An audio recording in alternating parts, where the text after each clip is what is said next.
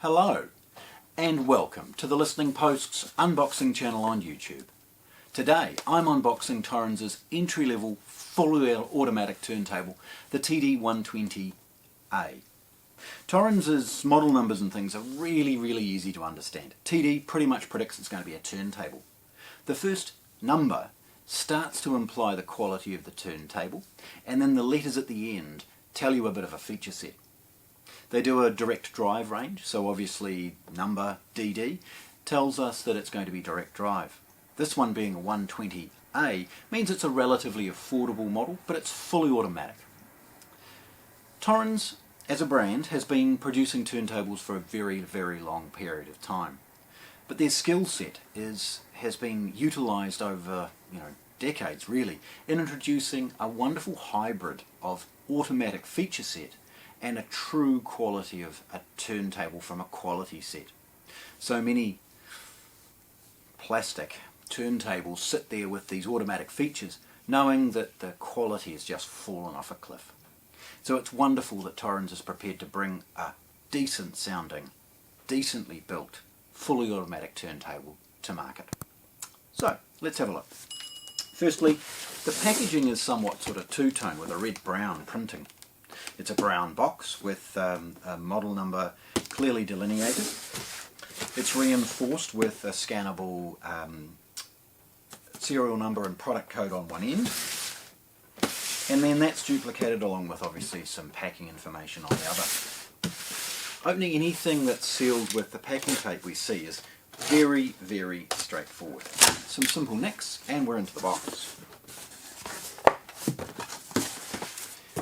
Inside we reveal that the outer box is a shipping carton designed to do its job to both help protect the product but also allow you to have a few shipping labels and other things like that on it. And then inside we get a full colour box.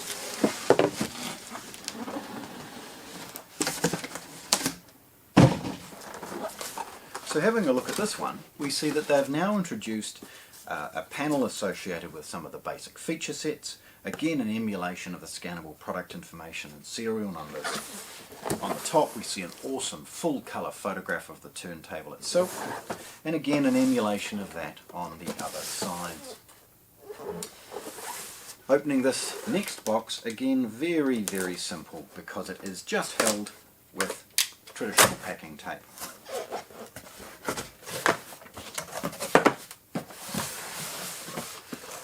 Opening the lid, we see a piece of cardboard, probably specifically there to support the lid and stop anybody running a craft knife across that lid.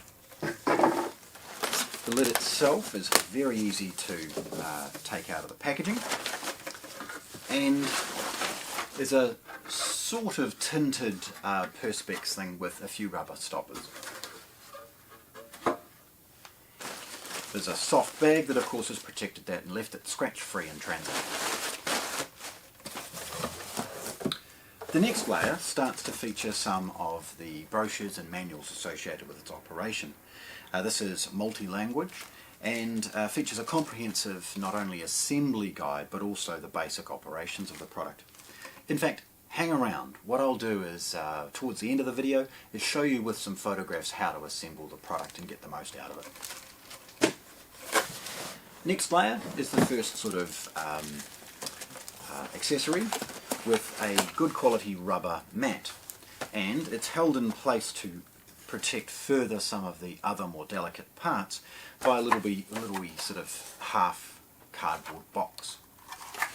Accessing the top and getting the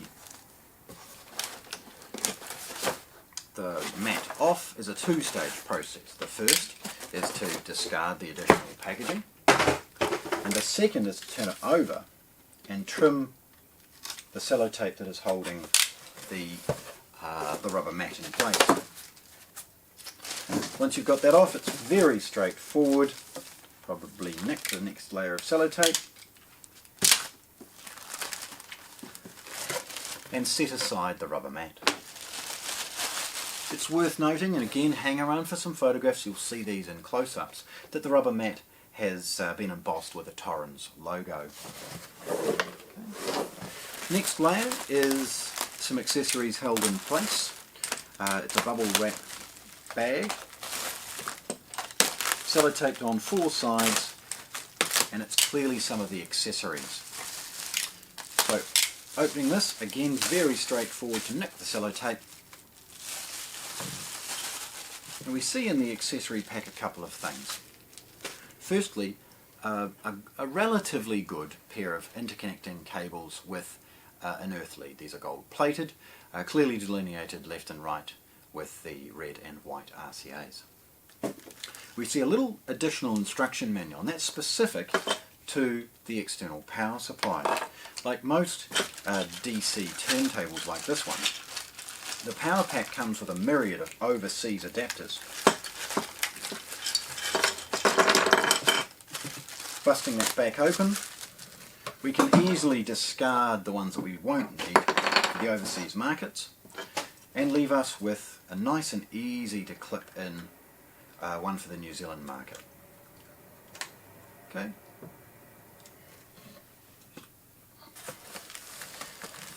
The next thing to do is lift the turntable directly out of the box, and with that it's left behind some of the polystyrene packaging, which we'll get to in a moment. Setting that off to one side, it's important that you take a good stock take of some of the accessories that are in each end of the polystyrene. These are an important element, and it's not uncommon for them inadvertently to be lost. To avoid that, take them out immediately, put them off to one side, knowing that you will be utilising them. We've got one of the hinges. This is the counterweight, each separately bagged piece of polystyrene. And in this end, we've got the other hinge, and what I'm going to leave in the packaging, a 45 adapter. Now I haven't used one of these in 20 odd years, so it can stay in the packaging. The other bracket. In the very base we see, and it's been held together inside the polystyrene so it doesn't move around, and it's separately boxed, is the platter. It's important from a packaging perspective that the heavier items like the platter don't sit connected on the turntable and rattling around. You can destroy a turntable's bearing just with that kind of motion and knocking. So it's lovely that they've left you to assemble some of the critical parts.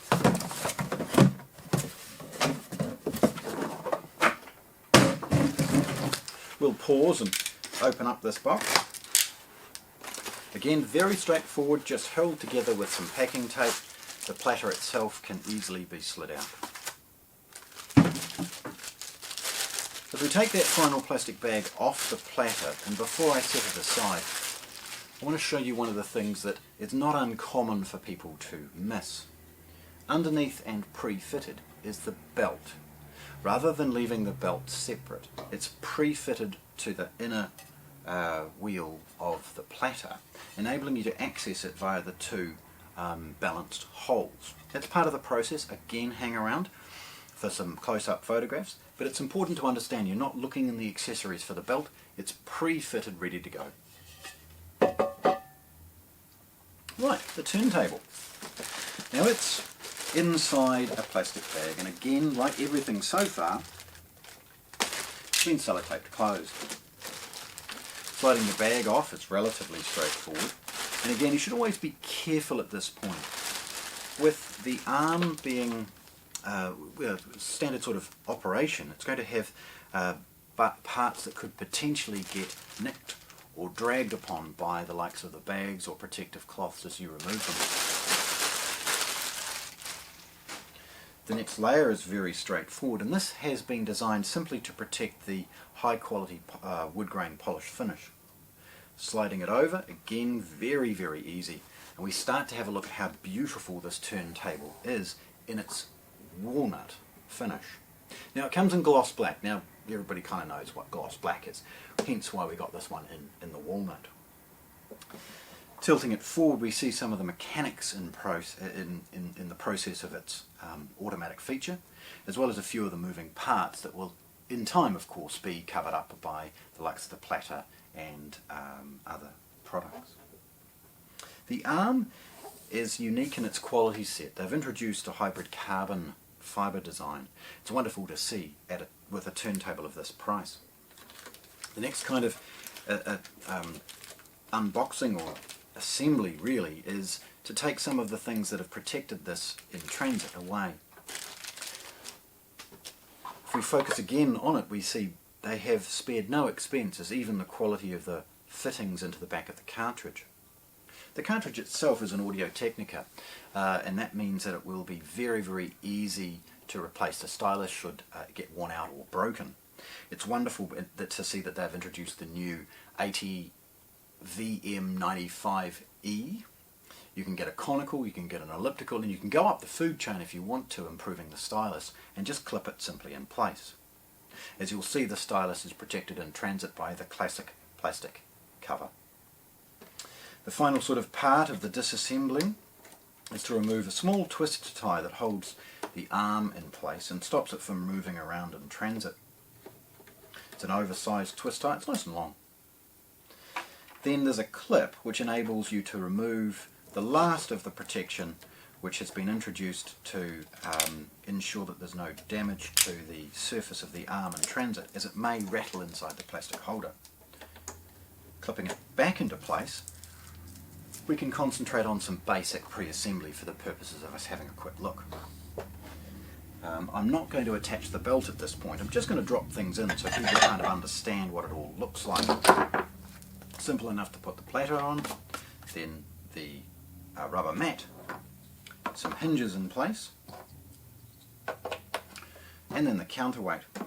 Again, actually it looks like, remove the hinge before putting the counterweight on.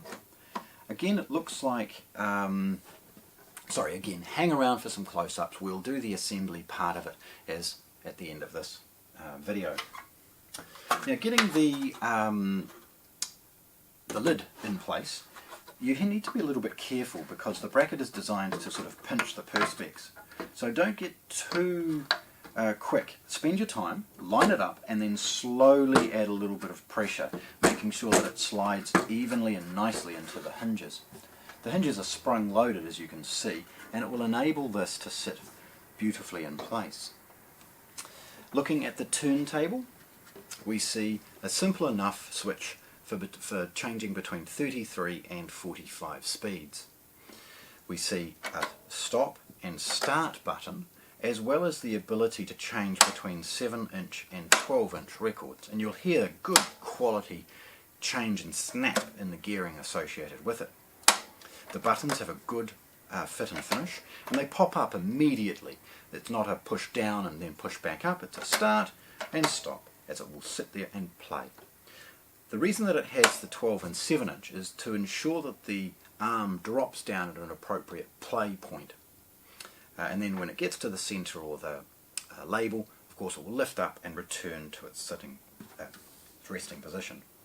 It's an important thing, of course, with its process. Whenever you're trying to operate it, make sure that the clip just here for its arm is set to unlocked and it will operate properly. There's also the ability to manually raise and lower the arm, and that's an oil dampened process, so it easily responds and enables you to manually operate the turntable if you wish and bring it to a particular track or song. Looking at the sides, we see a rudimentary arm design as far as how it is mounted to the main board. But of course, please, this is hitting such an aggressive price point. I can forgive them for any of the compromises associated with some of these designs.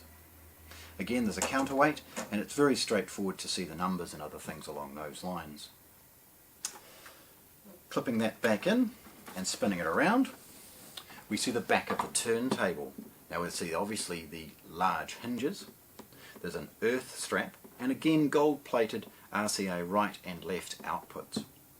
Beside that is the ability to turn on and off the phono preamp that's on board. You can have it as a phono equal or EQ, or a through or on. So very straightforward to make the most out of this if you've got a better phono preamp or one inside your amplifier, or leave it on if you're connecting it to any number of other practical devices. Nice and simple there. We've got a 12 volt DC input and then a simple enough switch at the back for on and off. So there we have it. Thorens TD120A belt drive fully automatic turntable, unboxed here at the listening post in Christchurch, New Zealand. Thanks for watching. If you want to see more, subscribe to our channel.